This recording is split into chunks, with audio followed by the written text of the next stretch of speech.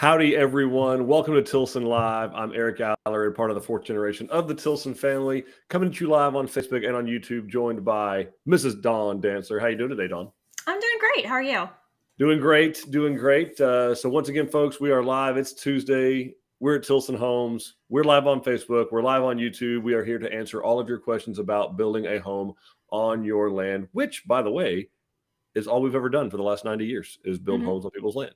So we're here to talk about everything that goes into that, right? The site preparation, the financing, the design, the customization that can be done, how you go about looking for land, what are floodplains and title work and mortgages and all that kind of good stuff. We want to answer all of your questions and be sure you have the most information possible, because we genuinely believe a well-informed customer is the happiest type of customer. So absolutely. But today, and today only until next time, we have a very special topic that we kind of take for granted, right? That folks know about. So while Dawn's telling us that, you guys drop into the comments where you're watching from, where you're building, what part of the process that you're in, what you're building, where you're going for Christmas. Let's hear that. But for sure, what's Santa bringing you? That's right. Yeah, coal. Santa's bringing me coal. So we're gonna, but do jump in, tell us where you're watching from, tell us where you're building, what part of the process you're in. If you have any questions at all about either what's going on with your build or how you get this done. We know we have people that haven't started the process yet. We got people that are in the process. We have folks that have finished the process some years ago, and that are all joining us. So we've got a wealth of knowledge, not just in Dawn's chair, but also with other customers who've done this before. Wealth of knowledge out there with folks who've done this for real. So, Dawn, what are we going to be talking about today? So we're going to be talking about just something that tends to be a little bit confusing in the process that we all kind of assume everybody knows how to do because we do it all day long. And that is exactly how to read a floor plan. We notice that when you look at it, it almost sometimes feels like it's written in secret code because there's a lot of abbreviations. There's all these numbers. There's all these things that just really didn't mean a lot to people, including me, until I sat down with the drafting department and was like, what does that mean? Why does this square look like this instead of this? Is that something different? And turns out, yes, it was. So we've gone through and kind of put together a good presentation for you guys to kind of show you all those different things. So when you're looking at floor plans, both online or even when you're in the location and you're at plan approval, you kind of know what some of those symbols are that we might forget to kind of mention and what things to kind of look out for if they're important to you. And certainly, as we're going through this, obviously today, without a doubt, ask questions. We want to get those covered. But part of the whole process of this is to be sure that when you are sitting down looking at floor plans, whether they're on our website, on someone else's website, if you come in to sit down in our office and look at plans, and if you're a customer that's going ready to sign your plans, ask a question. There's no stupid questions. No stupid questions. We want to be crystal clear. That's why we put them in front of you. That's why we have you sign them. That's why we sign them. We do a very good job. We've been doing this a long time, but we are human beings, and Dawn makes mistakes. So it's possible that there could be all the mistakes were mine, guys. I'm sorry. Particularly when it comes to plans, no doubt. Yeah, all the plan mistakes. I did them. But anyway, so we are going to get into that. We're going to show you some examples. We're going to show you how to read them. Again, as you jump in, tell us where you're watching from. Tell us where you're building, what part of the process that you're in. And if you have questions about anything building on your land related, hit us up. That's why we're here. If it's related to plans, fantastic. If it's not, that's okay. Fantastic. Yeah. We'll talk to you all about it. We're talking about weather here today. It's going to get pretty. We are going to get some actual Christmas weather, it sounds like. Oh, nice. Yeah. And it might be coming in during the live. So we'll see how this goes. Anyway. Okay. We got anybody joining us just yet? We do. We have Alex coming in from Dayton. Cool. We've got Shannon building in Burnett County, and we are currently at the electrical and plumbing rough-in stage. Awesome. Nice. Okay. We've got Janet. Hey, Janet, we saw you over Hey, the Janet. weekend. It was nice coming in from meeting you. Grayson County. Yeah, it was great to meet you in person. We've got Andy. Hi, build start February. Yay, building a Travis A in Fort Bend County. Awesome. Very cool. We got Diana waiting to get in the queue to go to construction, building a San Gabriel in Cornell City. Awesome. There we go. We've got our friend from Florida back. Hey, this is a good one for you. Yeah, this is a great one to watch. And then we've got Rachel, hoping Santa brings my foundation pour soon, building the rock wall in Gunner, Texas. Gunner Tigers are headed to the state championships this Thursday. All right, go Tigers. They're going to be in Arlington. They're going to be in Arlington fighting it out. I don't know who they play. I know Port Neches Grove is going, and there's some other. There's a lot of schools, of course, going. There's various 2A to 6A, Division 1, Division 2. It is a big weekend in Texas football. Awesome. Going on. So not all of Texas football is going well, but high school football is going really well. So anyway, well, let's jump into the presentation. Okay. Your questions as we go. We love to hear from you guys. Don't hesitate to ask questions because this is kind of a detailed one, but it's information we know you need to have. So yes, absolutely. And it looks like your Surface went to sleep, so we'll use mine. Let's see. So like we talked about, this is how to read the floor plan. Guys, usually, we're very open, we're very honest. We don't gate any of this content. So in this case, we are going to show you some actual floor plans. And if you were so inclined, you could screen grab it and actually build our houses. So just a reminder, everything that you are seeing as far as the plans go, is they are copyrighted to us. We do own them. Please don't build our house without our permission. Yeah. So we're going to go through kind of the various types of floor plans and what their purposes are. So the first one that you're going to come across if you are on the Tilson website is our online plans. And really, we try to simplify these down just to kind of highlight the key features of each individual plan. So you're going to see call outs on them that are going to draw your attention to kind of the unique features of the plan. Like on this one, you can see you've got that call out for the raised ceilings in the family room, the stepped ceiling in the master bedroom. That's what all of those little arrows with the words next to them are doing, is calling attention to. This is a special feature. We're going to show you the dimensions of the room. And on these floor plans, that is the interior dimensions of the room. So showing you what those actual room sizes are. And then you're also going to see us labeling areas like the covered porches and showing, how those are supported and all of that kind of stuff. But you're not going to have as much detail as you'd have in an actual building plan. And here's everything that I just said.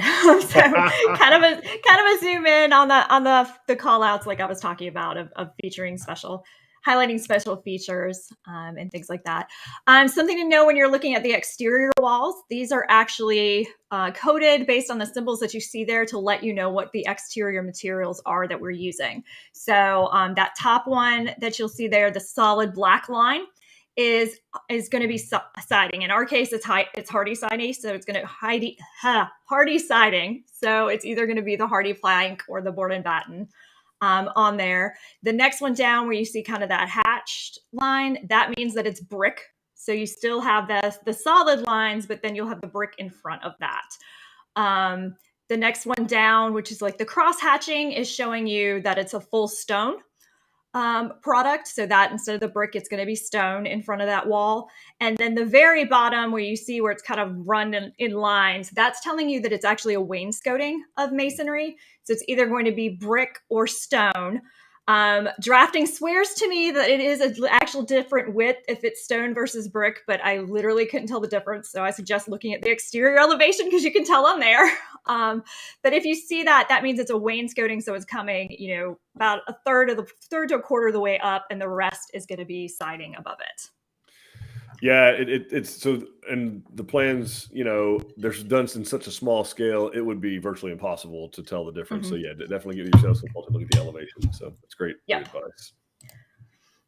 And then the porch post. So when you're looking at one of our porches based on what that little square looks like, also gives you an indication of what material we're using to hold up that roof on that covered porch. So if you see if you see the big square with a line around it, that's a composite post. If you see hatching in there, it's telling you that it's a composite post with a masonry base. If it's just the dark square, that's going to be a rough sawn post. So no composite around that. And then if you see that little square with the hatching around it, that's telling you that is rough sawn with a masonry base. So that can kind of give you an idea of what's going on with those porches.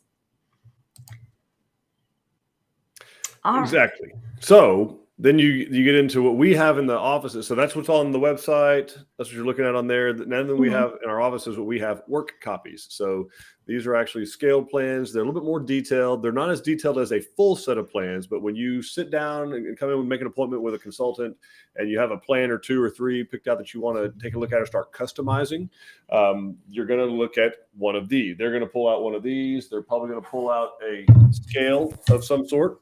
Okay, depending on what the scale of the plan is. So they can measure things out, they can draw lines, they can, white out what's being changed, the red line, the plans, any kind of change you're going to be making. But you're also going to have a couple of things on here. We have a flooring schedule. So like, let's say you wanted to, and we'll look closer at these here in just a second, but there's veneer percentages. So the exteriors, how much is siding, how much is masonry, obviously very detailed measurements for interior wall dimensions in case you're wanting to change the square footage of the type of room, electrical layout. So we're going to have like where the light switches are, where the outlets are. So a lot more detail on a work copy than what's on like the floor plan, what we call the slick or the marketing piece. Basically because it would just be very jumbled. Yes. And then layout for details for all your cabinets, the elevations of all the sides of the home, and actually the elevations of the cabinets themselves, some arch details, radiuses, that kind of stuff. So, and in doing that, the flooring schedule, which we'll zoom in a little bit on this on the next slide, it's going to give us the, I think you have to advance it, Don, is the flooring schedule tells us, how many square feet of carpet or versus tile, wood, whatever is in the home. And this is nice. It's very nice for the consultant if, you're wanting to have just change the floor coverings and maybe the foyer in the family room, for instance. It's, back in the day, we used to have to go measure it, then measure triangles, 1/2 base times height, carrier 1, do all this. Was that before or after you walked uphill to the office in the snow? Both ways. In the, not snow, but certainly mud. Certainly mud. And then also you have your areas of your actual living area, porches. And again, we get into these when people start asking what's price per square foot. And this is where it gets, a little bit sticky. And we break it out, so the salesperson can give you an accurate, hey, here's how much living area there is on the first floor, second floor, if that's applicable. Here's how much front porch there is. Here's how much back porch there is. And then the total slab area, if there's a garage, that'll be listed here as well.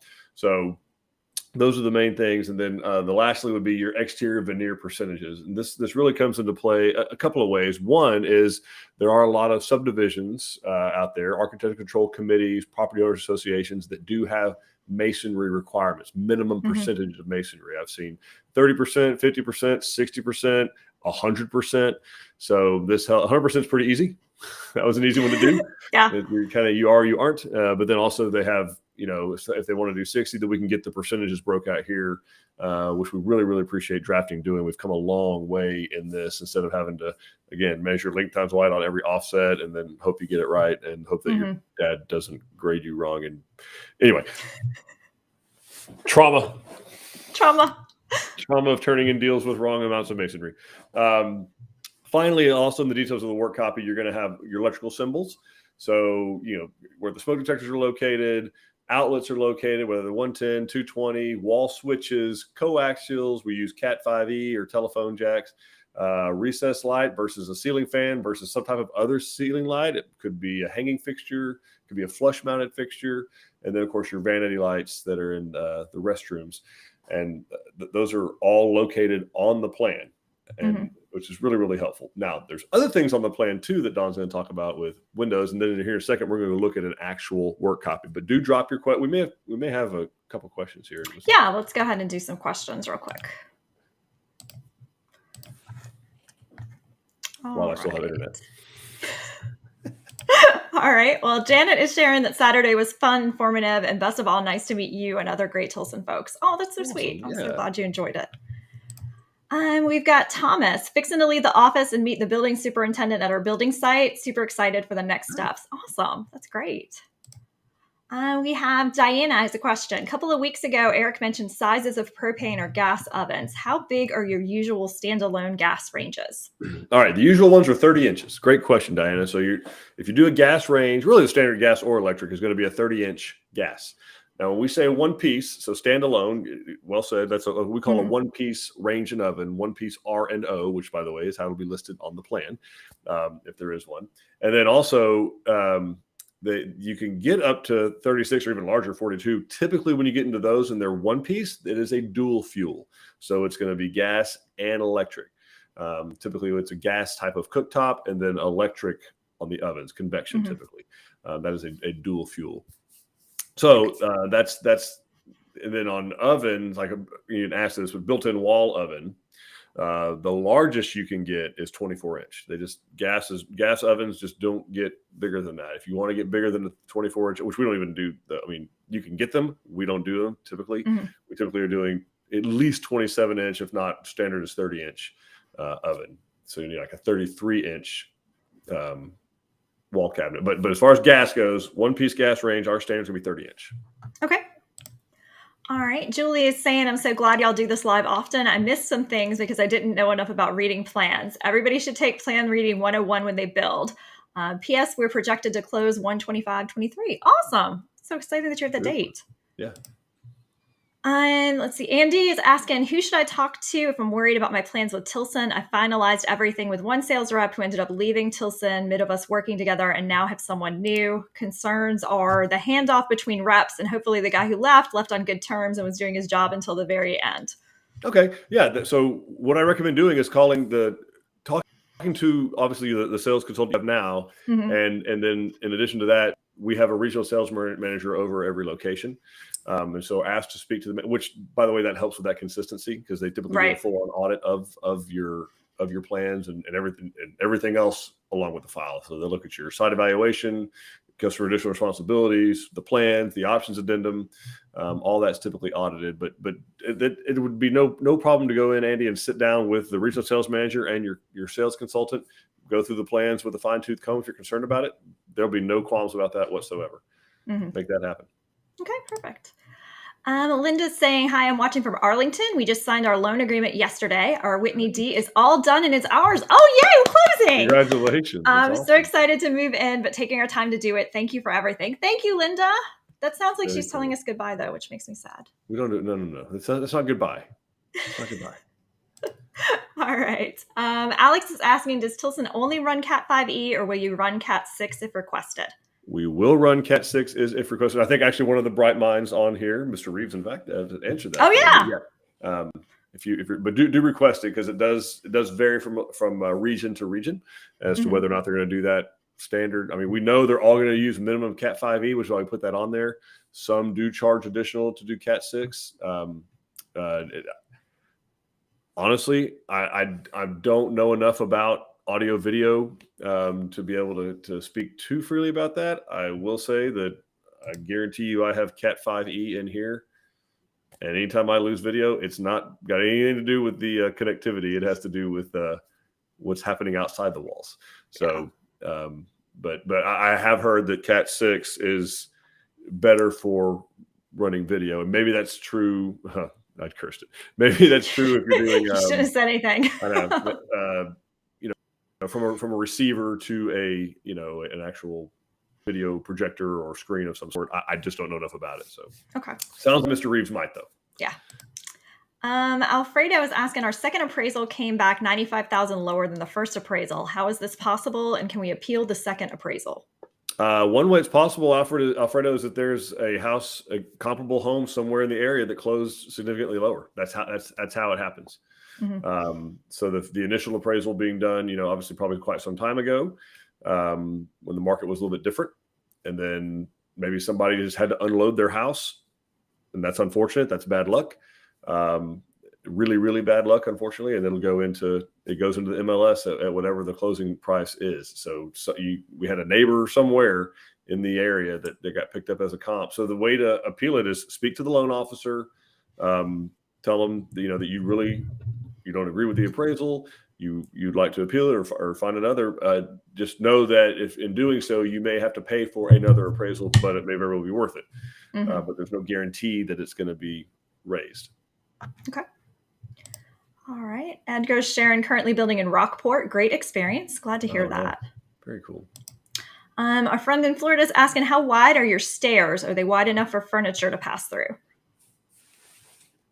Yes. Yes. So, you asked. I actually have a set of plans here, and I can measure how wide the stairs are. They may vary from plan to plan, but I've never, of course, we have model homes that have stairs in them, and we have furniture up there, including pool tables. So, I know, I didn't put them up there, but somebody did.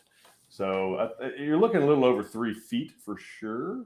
Yeah, probably close to almost 4 feet. 3'6", let's call it. 3'8", somewhere in there. Okay. So it's plenty, almost 4 feet. I've never had a customer that had issues moving stuff upstairs. There's this move called the pivot, if that is an issue as you're moving things upstairs. If you don't know what that is, Google pivot stairs, and it won't take long. Yep. Get you some HBO Max and watch Friends. Let's see. Andy is thanking you for the advice on doing another plan review just to make sure. He's been debating how to handle it, and that helps Andy, a lot. I looked it up. You're up there with Nydia, so you can be talking to Cheyenne or Deborah. Talk to Nydia. She's going to take great care of you. Don't worry about it. Yeah. Then we've got David Mills here, building a San Jacinto B in Angleton. Will I be given an elevation certificate once the home is complete? I'm in a floodplain and raised the foundation approximately 3 feet. All right, David. There's a very good chance you will. It depends on who's doing the final survey. So whoever is responsible for doing the final survey, and I just don't know without looking at the file whose responsibility it is. Sometimes the customer, sometimes it's us. We typically give the customer an option. But chances are we had to have one to get started before they would let us even begin in Brazoria County. So we will probably end up, if that's the case, end up using the exact same surveyor who did that one. We'll probably will have done one on the forms, most likely before we started construction, just to verify. So they typically want the county's going to want one before they'll issue a building permit, and then the county or us are going to want one before we typically pour concrete, and then the insurance company will want one before they give you homeowners insurance. So reach out to your sales consultant and just find out for sure, who started off with it. But if you're out of the floodplain, just for everybody else's sake, if you're building outside of the floodplain, you don't automatically do or even really need a elevation certificate. I don't see an elevation certificate in there right now. So, maybe, there it is. Yes, I do. Okay. So yeah, there was definitely an elevation certificate done prior. So don't be scared. Recover from the heart palpitations he just gave you. I'm You're looking fine. at it. It was all good. So, so yeah, we'll need to get one done upon completion. And again, I just don't know who did it, but just find out for sure. You can call your salesperson. They can tell you right away. Okay. All right. And Shannon has some advice for Andy. Rest assured, we also had a change of hands during the process, and it's been a super easy and seamless transition for us thus far. Oh, thank you. Well, star for Shannon. Thank you, Shannon. Yeah, thank you, Shannon. Sure. Linda says it's not goodbye. She goes to her job at 3, so I can look at the Tilson lives. I'll be here forever. Awesome. Thank you. I miss you guys. I'm so happy for you all when you close, but I miss you when you leave us. For real. And then we've got Polly, Sharon, love our shingles. Not sure what comes next, but love those shingles. Can't wait to show off our home when it is done, building the Breckenridge in Grapetown. Awesome. Yeah, if you got shingles on, we're typically going to get really close to insulating and then cover it up. So you got some inspections probably that have to happen, and then we insulate, cover up with sheetrock, and off to the races. Yeah, very exciting. All right, well, let's talk about all the window code. Speaking of windows. All righty. So Windows, this is one place where we starting to put in mysterious abbreviations and numbers, and just wanted to kind of run through what we're looking at. So the 2 numbers that I have highlighted in yellow are actually the width in feet and inches. So when you see that this is a 3050 window, those first 2 numbers are the width. So it's 3 foot 0 inches. The second 2 numbers are the height, and same thing, feet and inches. So 50 means 5 foot 0 inches. So you've got a 3 foot wide, 5 foot tall window is what you're looking at here. You actually have two of them because that's what that 2 in front of it means. And the SH that it's going to say here, this is giving, those next 2 letters are giving you what type of window it is. So SH means single hung. So those are the ones that you can open up. FX means it's fixed. So those are the ones that window ain't opening. It is one solid pane. It's not opening. Sometimes you'll also see TEMP here. That means that it's the tempered glass that is designed to shatter into itty bitty little pieces if something hits it. So you'll usually see that close to where we've got a doorknob or something that we think might make contact with that window. You may also see OBSC, which means obscured glass. Usually that's used like over a bathtub, maybe for your side lights next to your door, those types of things, just so you're getting the light, but no one can actually see in. The next 2 letters that I've highlighted in pink are telling you the window style. So in this case, it's saying DL, which means divided light. So that's just letting you know that you've got those dividers within there in some type of pattern. Below that, you will see the actual header height measured out. So that's telling you the measurement from the floor to the top of the window. So basically, it's giving you an indication of how tall this window is hung. In our case, we actually, on our plans, when you see a header height, we actually are measuring to the header, which is the top of the window. If you are looking or talking to other builders, clarify with them what theirs are actually measuring, because we have seen that people now, even though it's called header height, they're measuring to the bottom of the window. So kind of ask what's going on if you're seeing those somewhere and it feels like it's really short. But we actually do measure to the header. That's right. On ours. All right, so for doors, same kind of code. So we're going to tell you the width and the height, and it's in feet and inches. So in this case, you're looking at a 3 foot 0 inch wide door that is 6 feet and 8 inches tall. Then next to it, you'll have some more information if you actually have side lights on those walls. The number in front of the SL, which means side light, is telling you how many side lights there are, usually 1 or 2. In this case, it's 2. So you can see I've highlighted those in that blue-green color on both sides. You can see where those are. And then same code, 1 foot 0 inches. So 10 means 1 foot 0 inches. So you've got a 1 foot wide side light on the door. And then you will also see anytime you see a door, we will indicate the direction in which the door swings. So the door is actually done at like a 45-ish degree angle, and then you see the dotted line so that it indicates which way the door opens. So in this case, it's opening into the house. You may also see them swinging out. So if the direction the door swings in is important, make sure you're looking on your plans to see which way it's going. All right, like Eric mentioned, we do cabinetry details and lots of numbers and different things in here. So we're going to be showing you exactly how those are laid out, what heights they're at, all of that when you're looking on our work copies for our kitchens. One thing to keep an eye on there to indicate door swings here, we actually do dotted lines that come together like this. Where that corner is where the door is opening, like the way it's actually opening. So that's kind of your pivot. That'd be your hinge, yeah. Your hinge. That'd be your hinge. That'd be your hinge. Okay. So on the wall cabinets, we're going to show your measurements as the width and then the height. And these are actually in inches. So it is 30 inches, 24 inches. We've dropped the whole first numbers feet thing. So these are 30 by 24. And then you'll see when you see 2 coming together, it will indicate for you whether they are a biparting door, meaning that it's 2 doors that are like this that open, or if it's just a single thing. So BPD means biparting door. So this is 2 cabinets that are closing. The doors are closing together. To show you that, we're gonna, you can see we've labeled the microwave here, so you can see where that is.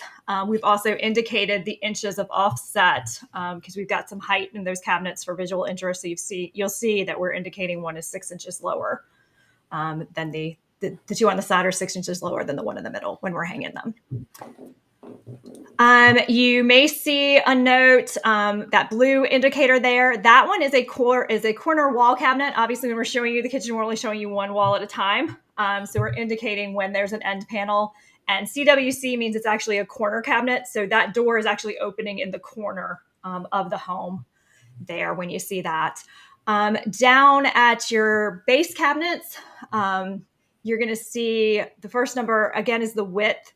We only list the height on these if they are different than the standard height in the home. So if all of your cabinets are the same height, we're not going to mention anything, but we will call it out if it's different than the rest. So in this case, we've got a 33-inch tall one.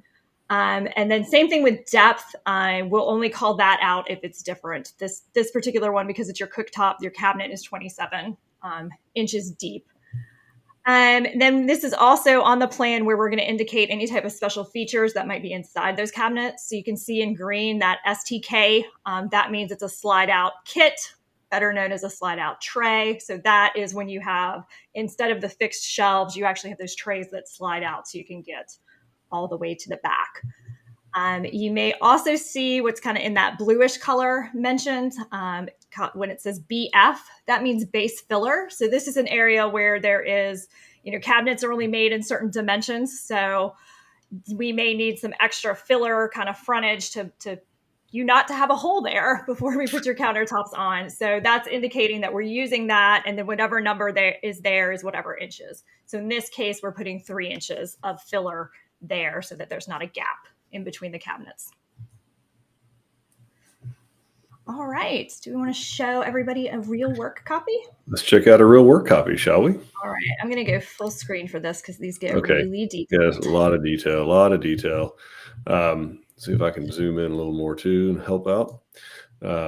Nope, it's just changing the dimensions. Anyway, so you go to sit down with a sales consultant. They're going to you start making changes to a plan. This is most likely what they're going to go to. They're going to be able to print out to scale what we call a work copy. And it's going to have, again, enough detail. It's not a full set of plans. You really couldn't build a house off of these, but it's enough detail where the salesperson can get the dimensions and everything, all the things that Dawn just mentioned about your window height, your window headers, room dimensions, where your light fixtures are, where these are recessed lights, where your ceiling fans in, where the switches are that control those lights, where your 110 outlets are.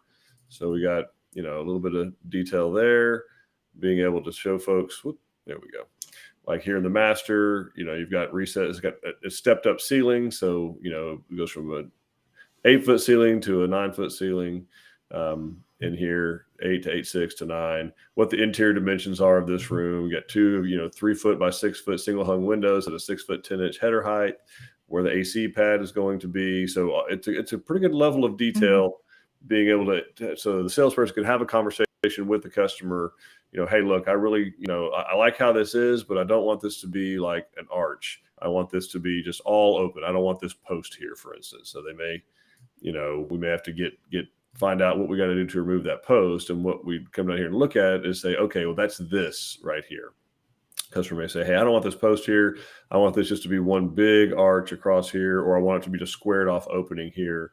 And then we would come in, we'd calculate, what type of engineered beam we would need to span from here to here, which on the plan is from here to here. So that's why it's nice to have the work copies with the different, how things are going to look different. Of course, the cabinets that Dawn was just showing you guys. This is the exact wall she was showing you, so this actually has a cooktop with a separate built-in oven. It's not a one piece in this particular case. And then this is the other side. This is the sink. So here's your dishwasher. You got a fixed drawer here where your kitchen sink is. You got a sink base, a reverse blind base. So anyway, there's lots of different things going into this. Some of the detail might be a little much. We are giving dimensions on where the light fixtures are going to go. These are for our electricians. Like, hey, the center of this vanity light should be 8 foot 3 inches from this wall over here and 7 feet from the floor. So that, again, there's no question. The reason, people often ask, why do I have to make all these decisions before y'all come build my house? You can't afford to be sending contractors out there to guess what needs to happen. Right. They need to be able to have the material there and know exactly what they're going to be doing. Exactly. They may get to be an area, you don't want them out there slapping up electrical fixtures, trying to call the building superintendent and find out, oh, hey, by the way, how high do you want these things to be? Like, that's a disaster waiting to happen. So that's a real work copy. The other thing in here, Eric, that we didn't actually call out, if you want to zoom in on a pantry or a closet, Sure, yeah. we actually do tell you what's happening in those spaces as far as your shelving and your rods go. Yeah, well, it's I It's got to being zoom out a little shy. bit. It's Well, being shy. I'm zoomed in too much.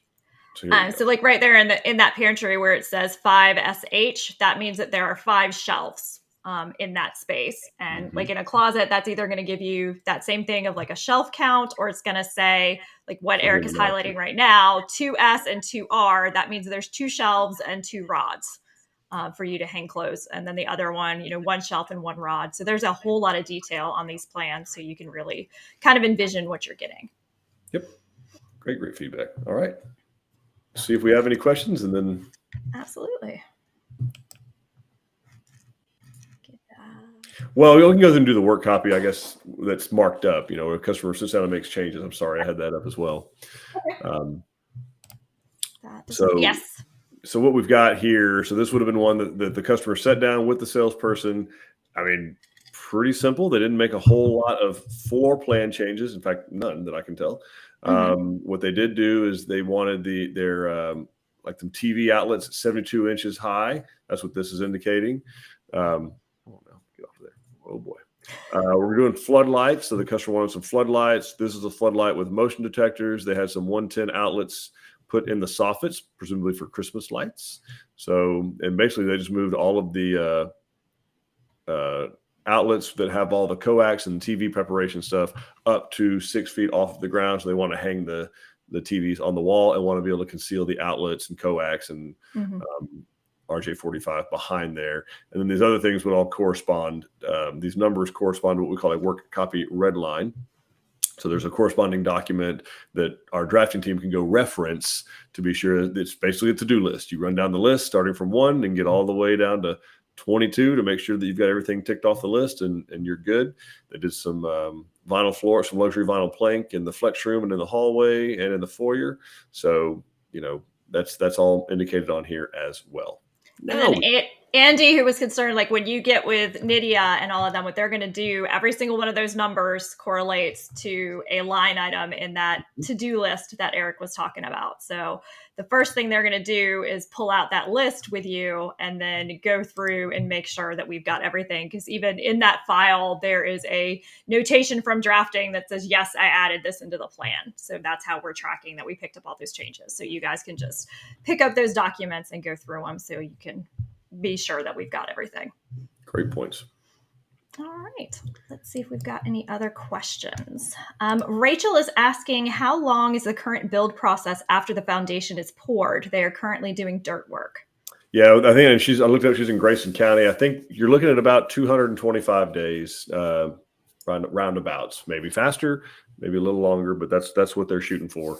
200 to 225 days after the foundation's poured. Okay. All right. And then Michelle is asking, do you have an option to request black framed windows? We do, Michelle. Yeah. The lead time's got a little better on those too, which is nice. But yeah, there was a time there where it had ballooned out to 20 weeks for it's crazy. 20 to 26 weeks for black windows. You do want to be real specific about that. We want to be sure that we know if you want the black windows that are still white on the inside, or if you want black and black on the inside. So get with your design center consultant and make sure that we're requesting pricing for the right ones. Some people want them to be still white on the inside so that they're easier to decorate around long term. Something to think about. Yep. And then we've got Julie sharing that she's building the live oak in Johnson County. They started her sheetrock this week. That's awesome. Beautiful. And we've got Donna, wonderful event last Saturday in Waco. We just picked our colors yesterday for our Angelina and Marble Falls. Super excited to finally be underway. Oh, that's great. And thank you so much for coming out. Great meeting you too. Good meeting and visiting with y'all. That was fun. Yes. And then we're being asked, can you choose the paint for the inside as well? Yes, you can. You pick your color that you want to get everything painted in. And then we do have options if you want to do accent walls or do different colors in different rooms, you can do that. Included, what we do is it's one color, all walls and ceiling, and then you get a color for your trim. But you have complete choice of those, as well as your exterior colors. All right, let's talk about our next type of floor plan. All right. So what drafting is going to do, they're going to take that work corresponding numbers. They're going to open it all up, and then they're going to sit down and draw up a set, what we call the file copy of the plans, which is the plans that we are going to present to you for signatures. So the important thing about what we call an A6, a file copy of plans, it's going to have a little bit more detail, probably a slab plan, maybe not the actual engineer foundation plan, but some type of a slab plan of some sort. Obviously, the floor plan, way more detailed elevations than the work copy has. They're usually a larger scale as well, so you can see the details. You got your electrical plan on a separate page, so it's not all cluttered on top of all the floor plan dimensions, because again, there's a lot of detail. And then all of the details for your cabinetry, your sheetrock openings, and all the other elements that are going to go in. And this is the one that we will show you for signatures. So we will actually, one thing to understand is that the plans actually become a legal document. They are part of the agreement. And again, it's not because it's playing a gotcha game. It's we want to build the home that you want the way you want it. So we've got that initial agreement that we have people sign that we call it the conditions of sale, but it's really just the tip of the iceberg. The total agreement is comprised of several documents. You got the builders and mechanics lien contract with power of sale. You got the note and the promissory note. You've got the plans, these file copy of plans. You got the options addendum. You have the condition of sale itself and any change orders. All those things together comprise the agreement. So it's not just any one document. And so it's really, really important to review these, which is why we're doing this class. Yes. So what we have over here is a real file copy of plans. We have removed the names to protect the innocent. We took the customer's name. That's why the Tilson logo is still there. We're guilty. Exactly. So, but this is going to have, of course, how many square feet. I'll zoom in here in just a second, but this is kind of a cover page. It does have a notation on here that kind of tells you what all the different abbreviations mean. Again, this is so customers have a better understanding of what they're signing. This particular home is being built in a windstorm area, so those are job-specific notes. They'll be located here if there's any jobs. So we have windstorm. We're doing gas to the kitchen range and to the dryer, and this customer opted to do 4-inch wide or thick cabinet crown mold throughout the entire home instead of I think it's 2 or 2.5 inch that comes included. So as we go through these, I'll zoom in a little bit. I won't go through every single page, but this is it is a slab plan. It's really for the plumber and the superintendent. So we're wanting to be sure the plumber, the electrician, and the superintendent all are real clear on anything that has to be put in the foundation. And I'll zoom in a little bit on here so we can get a little better look. But we want to be sure that I changed to the hand. That's what we do. There we go. Much better. So, we want to be sure, obviously this wall's not going to be here when we go to pour concrete that morning, at 4:30. So we want to be sure that the plumber, when they come into the plumbing grounds, that they measured from, this back wall right here, 14 feet and 1/2 inch here, to be sure that we get the plumbing pipe in the wall. The same thing on your island. We need to get your electrical conduit because you're going to have outlets in this island, right? We can't run it down there later. So again, we kind of give them, hey, the center of this island is 15 feet 9 inches from the back of the slab of the porch, 14 foot 4 inches from the left side of the home. You get my electrical conduit, just the pipe, not the wire yet, but just the pipe in there.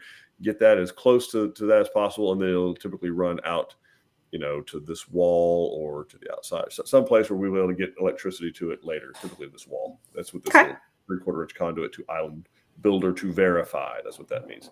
Anywhere you see 2 little rectangular things on the slab plan indicates a change in the floor. So this is a porch. Porches are poured lower than the finished floor of the home. So your front porch here, you've got, you're stepping down. Back porch here, and then our showers. We actually pour our showers lower because we build a custom tile pan that slopes to the center. But all the plumbing indications are going to be here. So again, so that we hit those inside the footprint of the home. And then you got a lot more dimension detail. And again, these are for framers. So framer would use these plans. to be able to get the center of all these windows. That's why they're measured out like this. You'll see dimensions where we actually go over, and this is where it can get confusing to folks, because you'll notice what we've dropped on the A6, just because of sake of space, are the interior dimensions versus the work copy. So on the work copy, we're showing you the actual interior, sheetrock to sheetrock dimensions. On the plans that you sign, as long as you didn't, these are definitely set up more for the framer. So, you ever see that little hook that's on the end of a measuring tape? Oh, got one. For illustration purposes, of course. This little piece here is made where one person can hook it onto the other side of a 2x4 toe plate over here or here and pull it and measure. And if he or she does that, he or she should get 15 feet 7 inches from the outside of this wall to the outside of this wall. We know that 2x4s are 3.5 inches wide. So 3.5 minus 3.5 is 7. So the interior dimension should be, boy, I hope I'm right, 15 feet. Oh, look. Yay! I am. So anyway, you'll see a lot more detail on these. It's a little bit harder to read because, again, these are not designed to be giving you interior dimensions. These are designed to be plans that are built from. Which is why we put, so here's your flooring schedule. It'll have its own page. You'll sign that. Here's your, we do a little detail of the master bath because it's a very complicated, shower system as far as the angles go. We also do, of course, you have all your cabinetry details. Every single side of every place that's going to have cabinetry will be detailed on here. And again, so that you have a great idea of how everything's going to be, the dimension. And you don't have to get too much into the dimensions unless it's something really critical to you, particularly in a case like this where they didn't change the plan. They're building a model. They've got a really good idea of how it's going to look. And then we have all of the elevations, again, with a lot more detail. This has your roof pitches on there. We've got how you start the battens in the center so that it winds up in the center of the gable, because it will drive you crazy if it's not. So you start in the center here, and then you work your way It actually drives drafting crazy every time we do renderings of our elevations, because the elevation company doesn't do it. So every time we're like, they're all in the over center. Yeah. In the You've center. also got, we're going to pre-decide where slip joints or expansion joints are going to go where there's masonry. So you don't want masonry to be butted together for too far of a wall, because masonry is porous. So whether it's brick or stone, it shrinks and swells. And if it doesn't have anywhere to expand, it will push against itself and it'll create a crack. So we are going to pre-cut or predetermine where slip joints are going to be. We try to do them at corners where they're turning, so it's not as obvious. And then, of course, you got the rear elevation, and you got, this one's going to be board and bat hardy all across the rear and the side, where you got the wainscot. So here's your, over your master tub. Here's one of your bedroom windows. Again, we put a slip joint here, so expansion joint here, so that it's not try not to do it in the middle. Sometimes it's unavoidable. If you have a big giant run of brick, we have to put one there. Right. But it's pretty rare that we have to do that, but it does happen. These are just, just a lot more detail. The electrical gets its own page, giving the exact dimensions of where the ceiling, because again, when the electrician shows up to rough these in, there's no sheetrock there yet. He's just there with the skeleton, just with the frame. So he or she needs to be able to lay out those light fixtures so that they hit, in an even space on the plan. And of course, we got, I think that's the last page on the A6. And so anyway, the customer is going to sign, and you'll see over here on the end, and I'll zoom out just a touch. The homeowner signs every single page. The salesperson signs every single page. And when we're trying to be real clear that, hey, any changes made after we do this, we got a change order. And then structural changes, they cost more because it has to go back through our design and drafting team to completely redo the plans. And in some case, back to engineering. If we start fiddling with exterior walls, ceiling heights, elevation, different things like that. So something to consider. Don't sign the plans till you're ready, but we can't move on to foundation design until the plans are signed. One other thing that I always encourage people to look at, I already talked about the way that the doors swing. You're going to want to look at that on your plans, and you're also on your front elevation. You're going to want to look at the style of the window that you see, because on the actual floor plan itself will just indicate divided light. We will actually show you the rendering and the picture of which divided light style you chose in that front elevation. So that is something, if you did change out your windows and you wanted something specific like a prairie, make sure that was updated here in that rendering of the front elevation. to make sure that that's correct. It's always Very good. good. I want you guys knowledgeable about the second set of eyes because it's always good to have multiple eyes on all of these Yeah, things. and also knowing that we typically only do the divided lights on the front of the home. That's a Right. great way to point that out here. The sides of the home are going to typically be 1/1 or fixed windows of some sort. So these are all 1/1 on the back of the house, 1/1 on the side of the house. We do have a fixed window here above the tub. So the divided lights are typically only on the front, mostly because your view is typically out the back. So you don't want to have an obstruction in the middle of it. But that's something else to think about and look at. Okay. We do have one question. Ephraim and Marcia are very excited and they're getting ready to go to COS. They're curious about what documents they need to bring for successful completion. All right. That's a great question. Some type of deed, warranty deed, if you have that. Warranty with vendor's lien, gift deed, whatever kind of deed that you have. Even if you're still paying on the property, you should have some type of deed. So anything you have pertaining to the land. The other thing would be if you have a survey of any kind. So if you have a survey, bring it with you as well. But basically, just the deed and the survey is all we're going to need. And we might be able to help you track at least the deed down if it's in a county that has it done electronically. We might could help you find it online. So yeah. But that's really the only thing. And then the deposit, which it's December the 13th, 2022. The deposit is currently $3,000. So you need a deposit. You'll need, and that can also be done via DocuSign. And the deposit, some type of deed, and a survey if you have it. If not, no problem. We can get the survey done and help you out with that. Do they need ID to verify they are who they say they are? Yes, you will need to bring ID with you because we won't be able to do the builder's mechanics lien contract with Power Sale without that. Very good. All right, perfect. All right, well, let's talk about our final plans. Guys, keep dropping your questions in. We're getting close to the end here, so drop your questions into the chat, and we will get them covered. We're going to look at a final set of plans here. So what we call the K1 or the final plans, these are the ones that we will build from. So you sign the plans. Sometimes there's some little minor tweaks maybe on the signed plans. Maybe you add an outlet here, move a TV jack there, something like that. Then when we go through our design and drafting team once again, and they do a model of the plan. So they model it, which means they 3D it in BIM, which is a software that we use to 3D model it, and that does the frame takeoff. So the 2x6s, the 2x4s, the 2x12s, how many sheets of OSB, all that kind of stuff is done there. A lot of details for cornices, plate heights, all that information is going to be on the K1. So we will run through a K1 briefly. I won't double up on the ones that we've already covered. I'm also going to make the surface go bye-bye because it's just eating up bandwidth. So on a K1, it really is going to be different. We're measuring to the outside of the form here. This is to help the foundation contractor get everything squared up. Not much changes here. Again, if you made changes to your floor covering, sometimes a change order is done between when the plans are signed, let's say, and when the final set is done in drafting. Let's say you sign your plans and then 2 or 3 weeks later, you decide you want to upgrade your family room from carpet to wood floors. That happens. That's what we make sure that it's reflected on the final set of plans. Also, this detail is going to be the same as what you signed. This is where the changes start happening.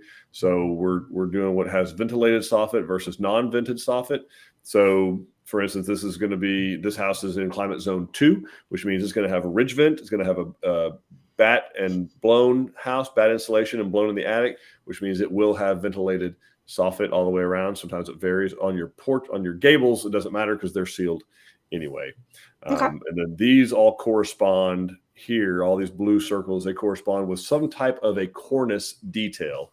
And we'll just run through those kind of briefly because they can be very nauseatingly boring. But this is just to make sure that, as they say, the fries taste the same. If you're at a McDonald's in Maine versus a McDonald's in Los Angeles, we want to be sure that our cornice details look the same. When you're trying to build houses in all different parts of the state, and a customer has seen a model home in Bernie and they're building it out in Tyler, this is how we, as best we can, get it to look similar. So we're showing the framer exactly how to put this Lego type cornice system together. So double top plate here, studs here, header here, how to cut the ceiling joist, how to cut the rafters, how to cut the rafter tails, how far the tail should hang, 19 feet, 19 inches, 19, 11, 16 inches, sorry. The layers. So you got the stud, then you got 7/16 OSB, house wrap on top of that, 1x4 hardy trim up here at the top, 24-inch hardy soffit here. So anyway, these are details. So just to try to make sure you just not something you need to be mixed up in necessarily. Just letting you know, trying to give you a little bit of peace of mind that, hey, there is some method to the madness going on out there on your property. They don't just run out there willy-nilly and start throwing up hardy plank, because material is expensive. Right. And so we're trying to give the framer, whether it's the dimensional framing contractor, the 2x6 stuff, or the cornice man, the best chance of success possible. Like, hey, if you will build it like this, you will not run out of material. If you don't build it like this, there's a very good chance you're going to run out of material or cut something out you're not supposed to cut up. So that's really what this is about, this and some communication. But this really, really helps if they're out there, again, in the middle of nowhere, all this material's on the ground. There'll be an experienced person on the crew that is responsible for this. And this is what all those little things correspond to. We're going to tell them how the cedars, the trusses go together, siding details. So how we're going to do the board and bat siding, how you do a water table on a stone or brick wainscot. The shear wall over here only is going to apply to windstorm. Typically, some cities do require it, but windstorm, that's a big deal in windstorm.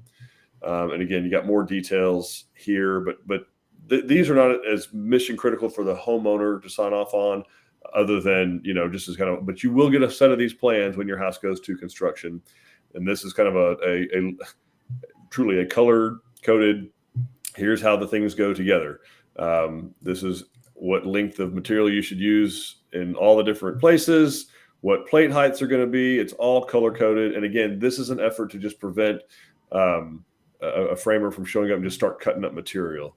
The 12-foot pre-cut studs are there for a specific reason. Don't cut them up into 8-footers, right? So that's really what this is try to make it as efficient and streamlined as possible, and as economical as possible. And then lastly, you got your roofing detail. So these are your rafters. All your rafters. Again, everything we do is stick built. We don't do anything prefab. We don't do trusses. Everything is stick built, and we're telling the framer exactly what material you're going to be needing to do this, so that again, we don't have any waste. Your purlings, your strong backs, all those things are pretty well shown in here, how they're going to be supported. But anyway, a lot of detail.